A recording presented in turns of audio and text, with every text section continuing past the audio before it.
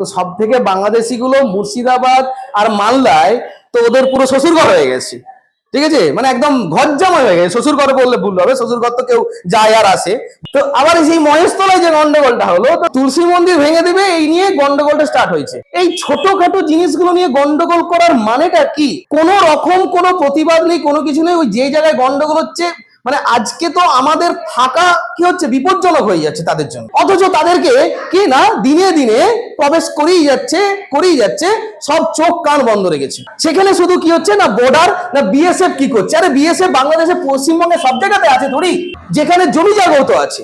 আমাদের যে বাংলাদেশের সঙ্গে ভারতের যে ছিটমহল গুলো আছে, জমি তো তারা জমি দিয়ে নদী দিয়ে সব ঢুকে যাচ্ছে। তো সেখানে আমাদের সরকার যদি সেটাকে না নজর রাখে, নিউটন দাস সে কাকদ্বীপও ভোট দিচ্ছে, আবার বাংলাদেশে গিয়েও ভোট দিচ্ছে। তো এই ধরনের লোকগুলো প্রবেশ করছে কি, হাউ ইজ ইট পসিবল? আর প্রবেশ করে যে গন্ডগোল গুলো বাঁধাচ্ছে, তো সেইগুলো লক্ষ্য রাখতে হবে না? আমি একজন ভারতের সুনাগরিক হিসেবে এটাই বলবো যে বাংলাদেশ থেকে প্রবেশ করতে দেওয়াটা একদম বন্ধ করা উচিত। আজকে ভারত সরকার যে এনআরসি করেছে, এনআরসি করাটা কোনো রকম ভুল নয়।